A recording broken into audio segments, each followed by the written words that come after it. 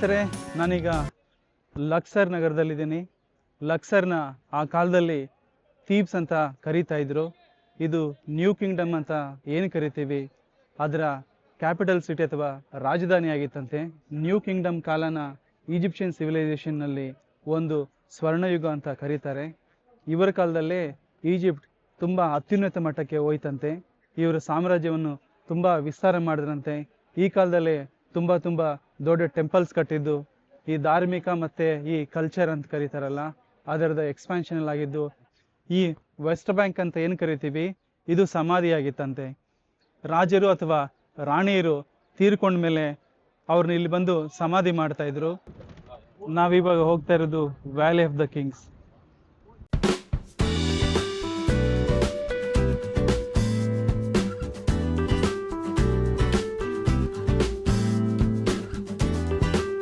ಸ್ನೇಹಿತರೆ, ಇಲ್ಲಿ ಸುಮಾರು 60ಕ್ಕೂ ಹೆಚ್ಚು ರಾಜರ ಸಮಾಧಿಗಳನ್ನು ಪತ್ತೆ ಹಚ್ಚಿದ್ದಾರೆ. ಇದರಲ್ಲಿ ಕೂಡ ತುಂಬಾನೇ ಆ ಕಾಲದಲ್ಲಿ ದೋಚಿಬಿಟ್ಟಿದ್ದಾರೆ. ಆದರೂ ಕೂಡ ತುಂಬ ಸಮಾಧಿಗಳು ಹಾಗೆ ಉಳ್ಕೊಂಡಿತ್ತಂತೆ.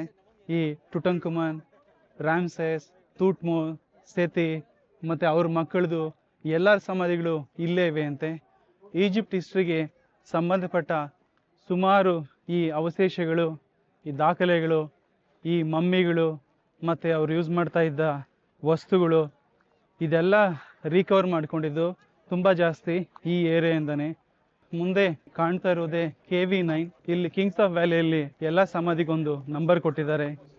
ನಾವೀಗ ಹೋಗ್ತಾ ಇರೋದು ಫೆರೋ ರಾಮ್ಸೆಸ್ 5 ಅಥವಾ 6ನೇಯವರ ಸಮಾಧಿ. ಒಳಗಡೆ ನೀವು ನೋಡಿ, ಗೋಡೆಗಳಿಗೆಲ್ಲ ಡಿಸೈನ್ಸ್ ಮಾಡಿದ್ದಾರೆ. ಇದು ಕೂಡ 2500 ಅಥವಾ 3000 ವರ್ಷ ಹಳೆಯದು. ಇವಾಗ ಕೂಡ ಎಷ್ಟು ನೀಟಾಗಿದೆ ನೋಡೋಕ್ಕೆ. ನೋಡಿ, ಗೋಡೆಗಳ ಮೇಲೆ ಅವರ ಬೊಂಬೆಗಳು ಮತ್ತು ಇನ್ಸ್ಕ್ರಿಪ್ಷನ್ ಎಲ್ಲ ಮಾಡಿದ್ದಾರೆ. ತುಂಬ ಡೆಕೋರೇಟಿವ್ ಪೇಂಟಿಂಗ್ ಎಲ್ಲ ಮಾಡಿದ್ದಾರೆ. ಅವ್ರ ದೇವರುಗಳದೆಲ್ಲ ದೊಡ್ಡ ದೊಡ್ಡ ಪಿಲ್ಲರ್ಸ್ ಹಾಕಿದ್ದಾರೆ ಸುತ್ತು. ಈ ಥರ ಇಳಿದು ಒಂದು ಕಾರಿಡಾರ್ಗಿನ್ನ ಒಂದು ಕಾರಿಡಾರಿಗೆ ಹೋಗ್ತಾ ಇರಬೇಕಂತೆ. ನೋಡಿ, ಫೆರೋ ರಾಮ್ಸೆಸ್ನ ಬರಿಯಲ್ ಚೇಂಬರ್. ಇವ್ರ ಶವಪೆಟ್ಟಿ ಅಂತೂ ಕಂಪ್ಲೀಟ್ ಆಗಿ ಒಡೆದೋಗ್ಬಿಟ್ಟಿದೆ. ಏನ್ಷಿಯಂಟ್ ಈಜಿಪ್ಷಿಯನ್ ದೇವರುಗಳ ಪಿಕ್ಚರ್ಸ್ನೆಲ್ಲ ಕೆತ್ತಿದ್ದಾರೆ ಸೀಲಿಂಗಲ್ಲಿ, ವಾಲ್ಗೆಲ್ಲ. ಸ್ನೇಹಿತರೆ, ಇವಾಗ ನೀವು ನೋಡ್ತಾ ಇರೋದು 5ನೇ ರಾಮ್ಸೆಸ್ ಫೋಟೋ ಅಂತೆ. ಆ ಕಾಲದಲ್ಲಿ ಅವ್ರ ಚಿತ್ರ ಬಿಡಿಸಿದ್ದಾರೆ. ಹೀಗೆ ಇನ್ನೊಂದು ಕಡೆ ನೋಡಿದ್ರೆ 6ನೇ ರಾಮ್ಸೆಸ್ ಫೋಟೋ ಕೂಡ ಇಲ್ಲಿ ಕಾಣುತ್ತೆ ಅಂತ ಹೇಳ್ಬೋದು. ಇದು 6ನೇ ರಾಮ್ಸೆಸ್ ಚಿತ್ರ ಬಿಡಿಸಿರೋದಂತೆ. ಈಗ ನಮ್ಮ ಮುಂದೆ ಕಾಣ್ತಾ ಇರೋದು ಇದು 6ನೇ ರಾಮ್ಸೆಸ್ನ ಶವಪೆಟ್ಟಿಗೆ ಅಂತೆ. ಇಬ್ಬರು ರಾಜರನ್ನು ಒಂದೇ ಕಡೆ ಸಮಾಧಿ ಮಾಡಿದ್ದಾರೆ. ಇದೊಂದು ವಿಚಿತ್ರ. ನಾನು ಮೊದಲ ಬಾರಿಗೆ ನೋಡ್ತಾ ಇದ್ದೀನಿ ಈ ಥರ.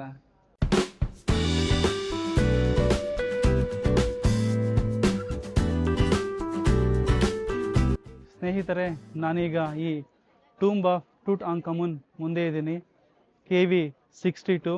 ಈ ಟುಟಾಂಕಮನ್ 9 ವರ್ಷಕ್ಕೆ ರಾಜ ಆಗಿ 19 ವರ್ಷಕ್ಕೆ ಸತ್ತೋಗ್ತಾನೆ. ಅಷ್ಟು ಚಿಕ್ಕ ವಯಸ್ಸಲ್ಲಿ ಕೂಡ ತೀರ್ಕೊಂಡ್ರು ಕೂಡ ಈತನ ಟೂಂಬ್ ಏನಕ್ಕೆ ಫೇಮಸ್ ಅಂದರೆ, ಈತ ಮಾಡಿದ ಕೆಲಸಗಳಿಂದ ಫೇಮಸ್ ಆಗಿಲ್ಲ, ಈ ಟೂಂಬಲ್ಲಿ ಸಿಕ್ಕಿದ ವಸ್ತುಗಳಿಂದ ಈತ ಫೇಮಸ್ ಆಗಿಬಿಟ್ಟ. 1922ರಲ್ಲಿ ಹಾವರ್ಡ್ ಕಾರ್ಟರ್ ಅನ್ನೋ ಒಬ್ಬರು ಇದನ್ನು ಪತ್ತೆ ಹಚ್ತಾರೆ. ಟುಟಾಂಕಮನ್ದು ಸಮಾಧಿ ಯಾರು ಏನು ಲೂಟಿ ಮಾಡಲಿಲ್ಲ, ಇಂಟ್ಯಾಕ್ಟ್ 2000 ವರ್ಷಗಳ ಹಿಂದ್ಗಡೆ ಹೇಗೆ ಮಾಡಿದ್ರೋ ಹಾಗೇ ಇತ್ತಂತೆ. ಇದನ್ನು ಪತ್ತೆ ಹಚ್ಚಿದ ಕೆಲವೇ ದಿನಗಳಲ್ಲಿ ಆತ ಸತ್ತೋಗ್ತಾನೆ. ಅವಾಗ ಒಂದು ರೂಮರ್ ಹಬ್ಬಿಸ್ಬಿಡ್ತಾರೆ ಎಲ್ಲ, ಮಮ್ಮೀಸ್ ಕರ್ಸ್ ಅಂತ. ಇದನ್ನು ಓಪನ್ ಮಾಡಿದ್ದಕ್ಕೆ ಮಮ್ಮಿ ಶಾಪದಿಂದಾಗಿ ಆತ ಸತ್ತೋದ ಅಂತ. ಟುಟಾಂಕಮನ್ 19 ವರ್ಷಕ್ಕೆ ಏನಕ್ಕೆ ತೀರ್ಕೊಂಡ ತಿಳಿದ್ರೆ ನೀವು ತುಂಬಾ ಬೆರಗಾಗ್ತೀರಾ. ಆತನಿಗೆ ಸುಮಾರು ಜೆನೆಟಿಕಲಿ ಲಿಂಕ್ಡ್ ಕಾಯಿಲೆಗಳಿತ್ತಂತೆ.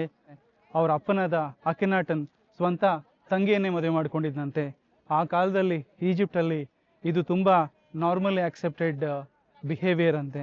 ಅವರ ರಾಜರ ಬ್ಲಡ್ ಲೈನ್ನ ಪ್ಯೂರಾಗಿ ಇಟ್ಕೊಳ್ಳೋಕ್ಕೆ ಬೇರೆ ಯಾರನ್ನೂ ಮದುವೆ ಮಾಡ್ಕೋತಾ ಇಲ್ಲ, ಸ್ವಂತ ತಮ್ಮ ಫ್ಯಾಮಿಲಿಯಲ್ಲೇ ಮದುವೆ ಮಾಡ್ಕೋತಾ ಇದ್ರಂತೆ. ಸ್ವಂತ ಫ್ಯಾಮಿಲಿಯಲ್ಲೇ ಮದುವೆ ಮಾಡಿಕೊಂಡ ಕಾರಣದಿಂದ ಈತನಿಗೆ ಸುಮಾರು ಕಾಯಿಲೆಗಳಿತ್ತಂತೆ. ಅದೇ ಕಾರಣಕ್ಕೆ ಈತ 19 ವರ್ಷಕ್ಕೆ ತೀರ್ಕೋತಾನೆ. ಇದನ್ನು ಪತ್ತೆ ಹಚ್ಚಿ ಒಳಗಡೆ ಹೋಗಿ ನೋಡಿದಾಗ ಸುಮಾರು 5000 ಆರ್ಟಿಫ್ಯಾಕ್ಟ್ಗಳು ಹಾಗೆ ಇತ್ತಂತೆ. ಆತನ ಬಂಗಾರದ ಮುಖವಾಡ ಸುಮಾರು 23 ಕ್ಯಾರೆಟ್ ಗೋಲ್ಡ್ ಅಂತೆ ಅದು. ಮತ್ತು ಆತ ಯೂಸ್ ಮಾಡ್ತಾ ಇದ್ದ ರಥ ಮತ್ತು ಫರ್ನಿಚರ್, ಈ ಬೆಡ್ ಮತ್ತು ಬೇರೆ ಸ್ಟ್ಯಾಚ್ಯುಗಳು, ಈ ಥರ ತುಂಬಾ ಎಲ್ಲ ಗೋಲ್ಡಿಂದ ಮಾಡಿರೋ ತುಂಬ ವಸ್ತುಗಳು ಅವರಿಗೆ ಸಿಕ್ತಂತೆ.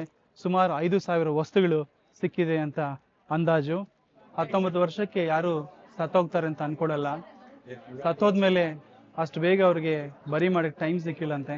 ತುಂಬ ಫಾಸ್ಟಾಗಿ ಮಾಡಿಬಿಟ್ಟಿದ್ದಾರೆ. ಈ ಟೂಂಬು ಸುಮಾರು 3,300 ವರ್ಷದಂತೆ. 1333 ಕ್ರಿಸ್ತಪೂರ್ವ. ಇಲ್ಲಿ ನೋಡ್ಬೋದು ನೀವು, ಓಪನ್ ಮಾಡ್ತಾ ಇರೋದು ಸೀಲೆಲ್ಲ ಪತ್ತೆ ಹಚ್ಚಿ 1922ರಲ್ಲಿ ಓಪನ್ ಮಾಡಿ ನೋಡಿದಾಗ ಈ ಥರ ಇತ್ತಂತೆ. ಫೋಟೋಸ್ ನೀವು ನೋಡ್ಬೋದು. ನಾವಿವಾಗ ಟುಟಂಖಮನ್ ಟೂಂಬ್ ಒಳಗಡೆ ಹೋಗ್ತಾ ಇದ್ದೀವಿ. ನೋಡೋಣ ಬನ್ನಿ. The most famous tomb in Egyptian history.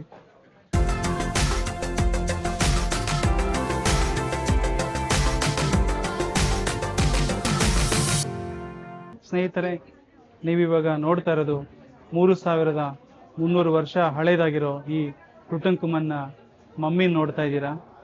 ಮುಖ ನೋಡಿದ್ರೆ ಗೊತ್ತಾಗುತ್ತೆ ತುಂಬ ಸಣ್ಣ ವಯಸ್ಸಿನಲ್ಲೇ ಮರಣ ಹೊಂದಿರಬೇಕಂತ. ಸ್ನೇಹಿತರೆ, ಟುಟಂಖಮನ್ನ ಟೂಂಬ್ ನೀವು ನೋಡ್ಬೋದು. ಇಲ್ಲಿ ಸುತ್ತು ಚಿತ್ರಗಳನ್ನು ಬಿಡಿಸಿದ್ದಾರೆ. 3,300 ವರ್ಷ ಹಳೇದಾದ್ರೂ ಕೂಡ ರೀಸೆಂಟಾಗಿ ಮಾಡ್ದಂಗಿದೆ. ಅಲ್ಲೊಂದು ಕೆಳಗಡೆ ಟ್ರೆಜರಿ ಅಂತ ಡೋರ್ ಕಾಣ್ತಾ ಇದೆ. ಅದ್ರೊಳಗಡೆನೆ ಎಲ್ಲ ಆರ್ಟಿಫ್ಯಾಕ್ಟ್ಸ್ ಮತ್ತೆ ಬಂಗಾರದ ವಸ್ತುಗಳೆಲ್ಲ ಇಟ್ಟಿದ್ರಂತೆ.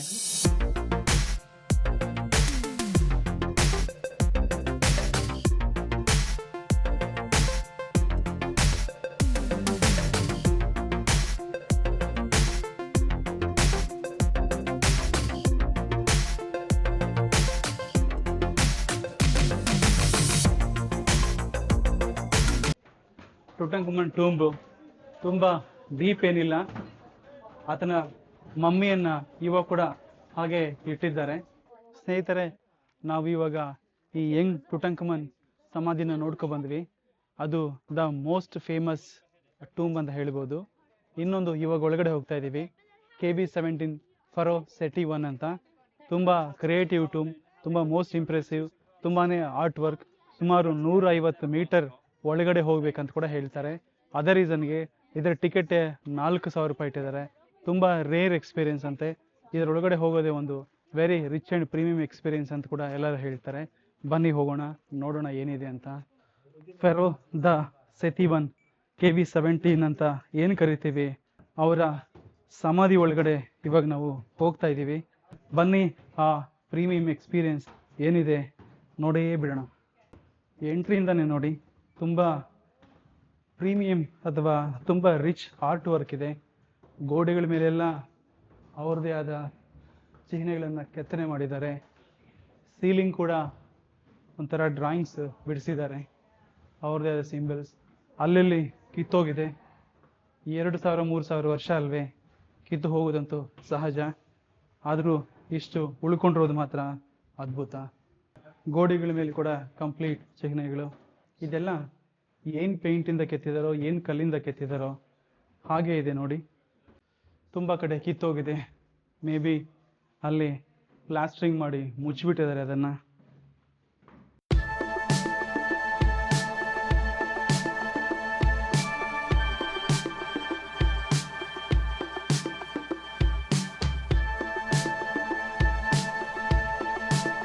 ಓಲ್ಡ್ ಕಿಂಗ್ಡಮ್ಸ್ ಇತ್ತಲ್ಲ, ಯಾವುದರಲ್ಲಿ ಹಾವೆಲ್ಲೂ ಕಾಣ್ತಾ ಇರಲಿಲ್ಲ.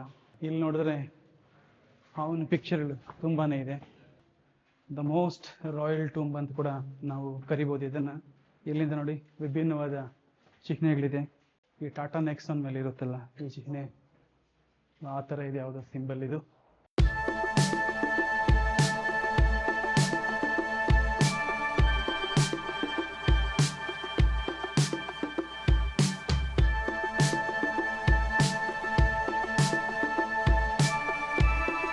ಸೆತಿ ಆರ್ಟಲ್ಲಿ ತುಂಬ ಒಳ್ಳೆ ಟೇಸ್ಟ್ ಇದ್ದವನು ಅನಿಸುತ್ತೆ.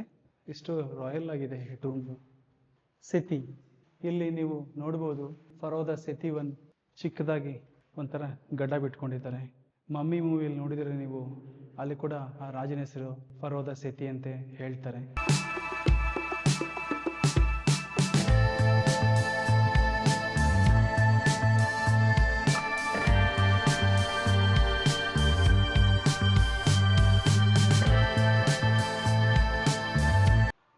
ಮಹಾರಾಜ ಸೇತಿನ ಇಲ್ಲೇ ಸಮಾಧಿ ಮಾಡಿದ ಜಾಗ ಇದು.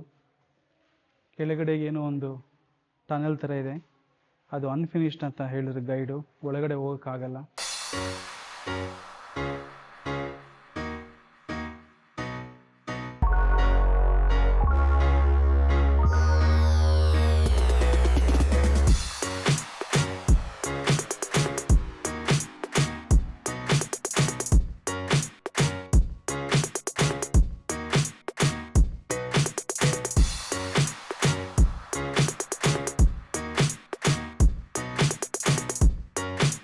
ಸ್ನೇಹಿತರೆ, ನಾನೀಗ ಮಾರ್ಚುರಿ ಟೆಂಪಲ್ ಆಫ್ ಹಟ್ಷೆಪ್ಸಟ್ ಹತ್ರ ಇದ್ದೀನಿ. ಆ ಕಾಲದಲ್ಲಿ ಸುಮಾರು 21 ವರ್ಷಗಳ ಕಾಲ ರಾಣಿಯಾಗಿ ರಾಜ್ಯವನ್ನು ಆಳಿದ್ದಾಳೆ. ಈಕೆ ತುಟ್ಮೋಸ್ I ಮಹಾರಾಜನ ಮಗಳು. ತುಟ್ಮೋಸ್ Iನ ಮಗನಾದ ತುಟ್ಮೋಸ್ IIನ ಮದುವೆ ಆಗ್ತಾಳೆ, ಸ್ವಂತ ತಮ್ಮನ್ನ ಮದುವೆ ಆಗ್ತಾಳೆ. ಈ ಹಟ್ಷೆಪ್ಸಟ್ ರಾಣಿಯಾಗಿದ್ದಾಗ ತುಂಬಾ ಪುರುಷ ಪ್ರಾಧಾನ್ಯ ಸಮಾಜವಾಗಿತ್ತಂತೆ. ಆದರೂ ಕೂಡ 21 ವರ್ಷ ರಾಜ್ಯಭಾರ ಮಾಡಿದಾಳೆ ಈ ರಾಣಿ. ಆ ಕಾಲದಲ್ಲಿ ತುಂಬಾ ಗ್ರೇಟ್ ಅಂತ ಕೂಡ ಹೇಳ್ಬೋದು. ತಾನು ಗಂಡಸಿನ ಥರನೇ ಸ್ಟ್ರಾಂಗ್ ಅಂತ ಪ್ರೂವ್ ಮಾಡ್ಕೊಳ್ಳೋಕ್ಕೆ ಒಂದು ಫೇಕ್ ಗಡ್ಡ ಕೂಡ ಇಟ್ಕೋತಾ ಇಲ್ಲಂತೆ. ಡ್ರೆಸ್ಸಿಂಗ್ ಕೂಡ ಗಂಡಸಿನ ಥರನೇ ಮಾಡ್ಕೋತಾ ಇಲ್ಲಂತೆ. ಹಟ್ಷೆಪ್ಸಟ್ ರಾಜ್ಯಭಾರ ಮಾಡಬೇಕಾದ್ರೆ ಈಜಿಪ್ಟ್ನ ಸುವರ್ಣಯುಗ ಅಂತ ಕರೀತಾ ಇದ್ರಂತೆ. ಆಕೆ ಅಷ್ಟು ಎಫೆಕ್ಟಿವ್ ಆಗಿ ರಾಜ್ಯಭಾರ ಮಾಡ್ತಾ ಇದ್ಲಂತೆ. ತೂಟ್ಮೋಸ್ III, ತೂಟ್ಮೋಸ್ III ತುಂಬ ಸಣ್ಣ ಹುಡುಗನಾಗಿದ್ದ ಕಾರಣ ಹಟ್ಷೆಪ್ಸಟ್ ರಾಜ್ಯಭಾರ ಮಾಡ್ತಾಳೆ. ಇದು ತೂಟ್ಮೋಸ್ IIIಗೆ ಯಾವತ್ತೂ ಇಷ್ಟ ಇರಲಿಲ್ಲ. ಆಕೆ ಸತ್ತು ಹೋದ ಮೇಲೆ ಕೂಡ ಆಕೆಯನ್ನು ಚರಿತ್ರೆಯಿಂದ ಅಳಿಸಾಗ್ಬಿಡ್ಬೇಕಂತ ಆಕೆ ವಿಗ್ರಹಗಳು, ಆಕೆ ಬಗ್ಗೆ ಬರೆದಿದ್ದ ಬುಕ್ಸ್ ಎಲ್ಲವನ್ನು ನಾಶ ಮಾಡಿದನಂತೆ. ರಾಜ್ಯಭಾರ ಮಾಡಿದ ಕಾಲದಲ್ಲಿ ಇದೊಂದು ಪ್ರಸಿದ್ಧವಾದ ದೇವಾಲಯ. ಇದು ಕಟ್ಟಿರೋದು ಅವರ ತುಂಬಾ ಫೇಮಸ್ ದೇವರಾದ ಅಮುನ್ ಅನ್ನೋ ದೇವರಿಗಂತೆ. ಈಕೆ ಸುಮಾರು ಕ್ರಿಸ್ತಪೂರ್ವ 15ನೇ ಶತಮಾನದಲ್ಲಿ ರಾಣಿಯಾಗಿದ್ದವಳು. ಈ ದೇವಸ್ಥಾನ ಕಟ್ಟಿ ಸುಮಾರು 3500 ವರ್ಷಗಳಾಗಿದೆ. ಇದು ಒಂದು ದೇವಾಲಯ ಆದ ಕಾರಣ 3ನೇ ತೂಟ್ಮೋಸ್ ಇದನ್ನು ಡ್ಯಾಮೇಜ್ ಮಾಡಿಲ್ಲ ಅಂತ ಅನಿಸುತ್ತೆ. ಅಲ್ಲಲ್ಲಿ ಇದ್ದ ವಿಗ್ರಹಗಳೆಲ್ಲ ಬಿದ್ದು ನಾಶ ಆಗಿಬಿಟ್ಟಿದೆ. ಪ್ರತಿಯೊಂದು ಕಂಬಕ್ಕೂ ಒಂದೊಂದು ವಿಗ್ರಹ ಇತ್ತನ್ಕೋತೀನಿ. ನೀವು ಕಾಲು ನೋಡಿದ್ರೆ, ಫುಟ್ ನೋಡಿದ್ರೆ ನಿಮಗೆ ಗೊತ್ತಾಗುತ್ತೆ.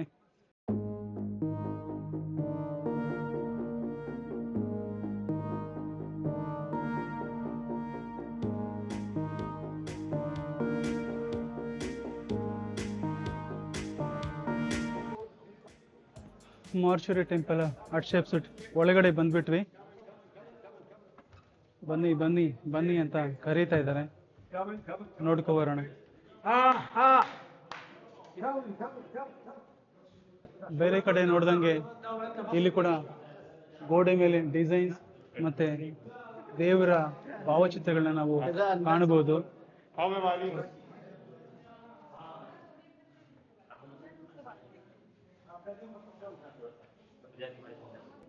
ನಾವು ಇವಾಗ ನೋಡ್ತಾ ಇರೋದು ಹಟ್ಷೆಪ್ಸಟ್ ಅವರ ಗರ್ಭಗುಡಿನೇ ಅಂತ ಹೇಳ್ಬೋದು.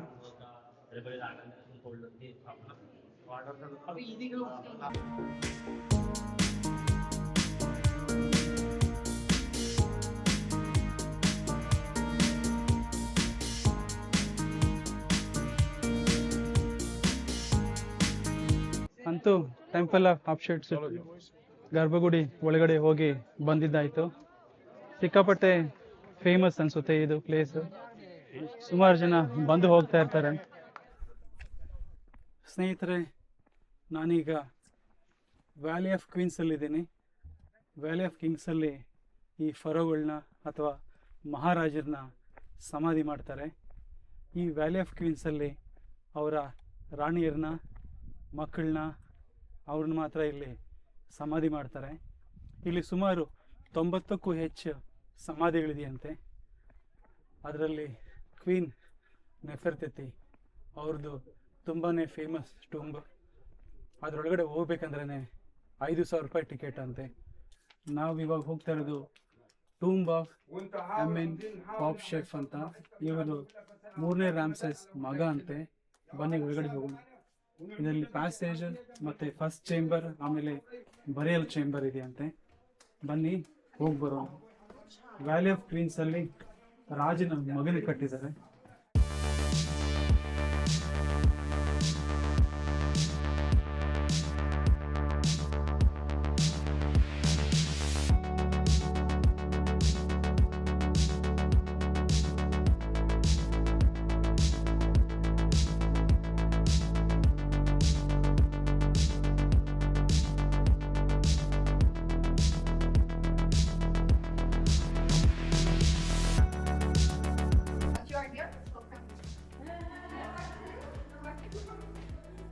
ಪ್ಯಾಸೇಜ್ ದಾಟಿಕೊಂಡು ಫಸ್ಟ್ ಚೇಂಬರ್ ಬಂದ್ವಿ.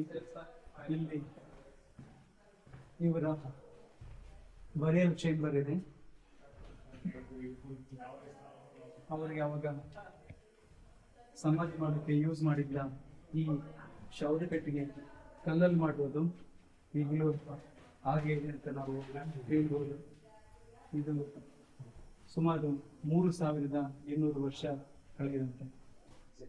ಬೇರೆ ಕಡೆ ಸಮಾಧಿಗಳಲ್ಲಿ ನೋಡಿದ ಹಾಗೆ ವ್ಯಾಲಿ ಆಫ್ ಕಿಂಗ್ಸ್ ಅಲ್ಲಿ ಇಲ್ಲಿ ಕೂಡ ತುಂಬಾನೇ ಪೇಂಟಿಂಗ್ ಮಾಡಿದ್ದಾರೆ. ಗೋಡೆ ಮೇಲೆ ಬಣ್ಣ ಬಣ್ಣವಾದ ಚಿತ್ರನ ಬೆಳೆಸಿದ್ದಾರೆ.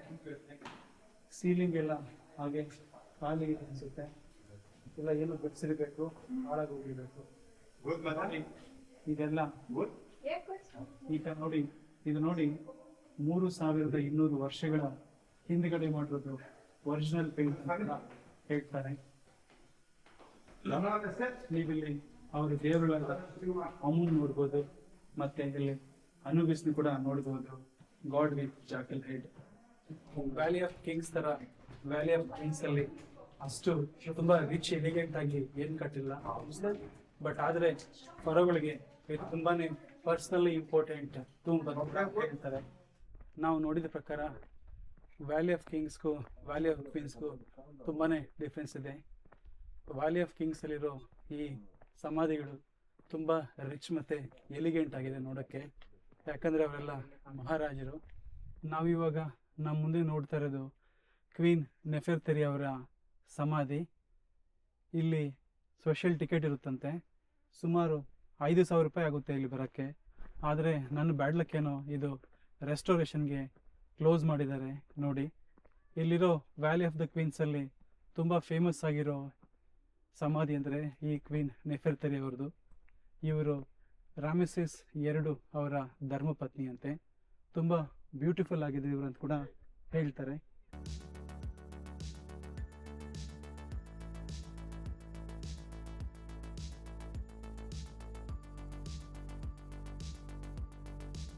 ಸ್ನೇಹಿತರೆ, ಇದೇ ಈ ವ್ಯಾಲಿ ಆಫ್ ಕ್ವೀನ್ಸ್.